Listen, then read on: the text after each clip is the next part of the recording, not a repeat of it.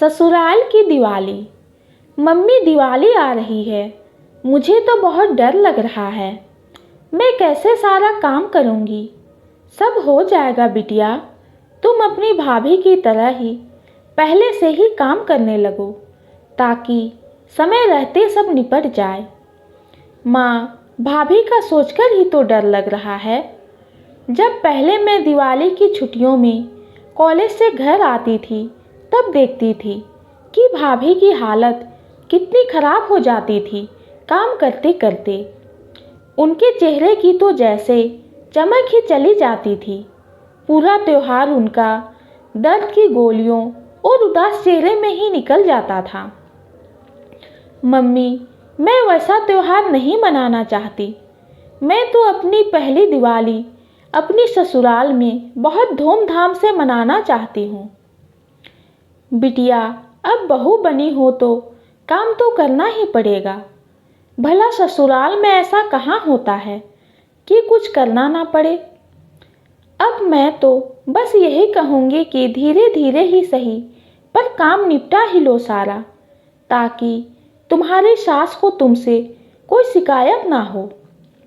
कुछ महीनों पहले शादी होकर आई नीता ने दिवाली के पास आने पर साफ सफाई के काम से परेशान होकर अपनी माँ को फ़ोन किया तो उसकी माँ ने उसे समझा बुझाकर फ़ोन रख दिया, क्योंकि उन्होंने भी यही किया था और उनकी बहू भी तो यही करती थी। पर नीता पहले घर से बाहर रहकर पढ़ाई करती थी और जब छुट्टियों में घर आती तो माँ और भाभी का प्यार इतना होता कि उसे कुछ करने ही नहीं देती। फिर भी अगर वो अपनी ज़बरदस्ती से भाभी की कुछ मदद करती तो वो काम ऊपर ऊपर का थोड़ा बहुत ही होता। पूरी जिम्मेदारी तो उसने कभी ली ही नहीं थी। पर ससुराल तो ससुराल होता है। यहाँ तो हर काम की शुरू से लेकर आखिरी तक जिम्मेदारी लेनी होती है। वैसे तो घर में पति ससुर के साथ सासू माँ भी है, पर उसकी माँ ने ही जब कभी भाभी का हाथ ही नहीं बटाया था तो वो कैसे उम्मीद कर सकती थी कि उसकी सास उसका हाथ बटाएगी। इसीलिए उसे दिवाली जैसे बड़े त्योहार की जिम्मेदारी लेने से डर लग रहा था। पर डरने से होता ही क्या, काम तो करना ही था। इसीलिए उसने कल से ही काम शुरू करने का सोच लिया और सुबह जल्दी उठकर रसोई का काम निपटाकर अपनी सासू माँ से सफाई किधर से शुरू करूँ ये पूछने चल दी। सासू माँ से उसके ये सवाल करते ही उन्होंने बड़े प्यार से उसे अपने पास बिठाते हुए कहा, अरे बहू, तुम इतना परेशान क्यों हो रही हो? सब हो जाएगा। हम दोनों मिलकर कर लेंगे ना। और फिर तुम्हारे ससुर जी और मेरा बेटा वो भी तो मदद करते हैं हर बार, तो इस बार भी करेंगे। सासू माँ की बात सुनकर नीता तो आश्चर्यचकित रह गई, क्योंकि उसे तो ऐसी कोई उम्मीद ही नहीं थी। पर सासू माँ ने सिर्फ ये सब कहा ही नहीं था, उन्होंने पूरी ईमानदारी से वो सब किया भी था। सभी के साथ मिलजुल कर हंसते मुस्कुराते कब सफाई अभियान खत्म हो गया नीता को पता भी नहीं चला।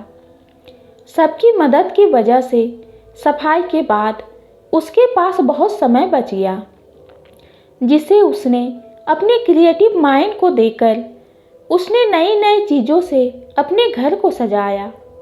ये सब देखकर सासू माँ उसकी तारीफ करते करते नहीं थक रही थी, जिससे उसका उत्साह दोगुना हो रहा था।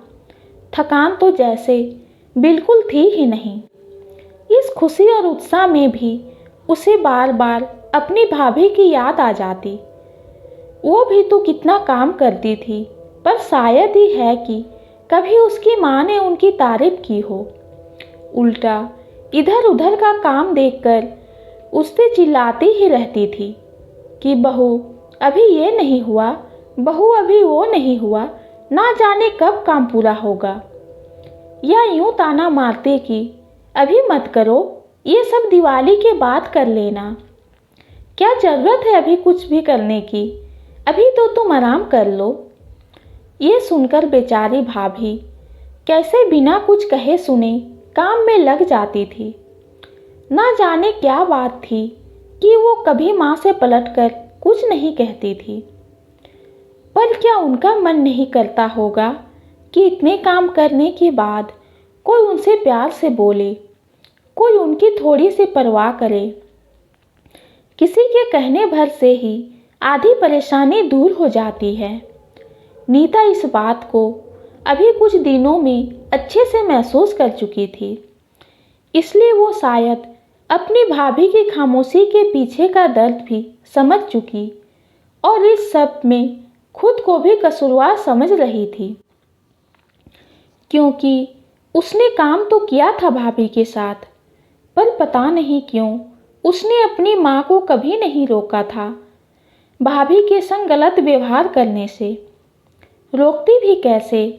शादी से पहले उसे भी तो यही लगता था कि बहुओं के साथ ऐसा ही व्यवहार होता होगा, तभी तो उसे अपनी ससुराल में इतना डर लग रहा था। पर उसे तो अभी पता चला था कि ससुराल में बहुओं को भी सम्मान मिलता है। अपनी गलती समझ आते ही नीता ने अपनी माँ को फ़ोन लगाया। हेलो माँ, आप इस बार मेरे कहने से भाभी का थोड़ा हाथ बटाइए, भाभी के साथ थोड़ा प्यार से पेश आइए और हाँ, भैया को भी समझाइएगा कि शादी का मतलब अपनी बीवी पर हुक्म चलाना नहीं, बल्कि उनका ख्याल रखना और हर कदम पर साथ देना होता है। देखना माँ, ऐसा करने से अपने घर पर जो त्योहार में उदासी छाई रहती है वो कैसे दूर होती है। उस समय तो माँ ने अनमने ढंग से हाँ बोल दिया, पर फिर भी बेटी की बात मानकर उन्होंने वही किया। दिवाली वाले दिन भाभी का वीडियो कॉल आया। हेलो नीता, दिवाली की बहुत शुभकामनाएं आपको।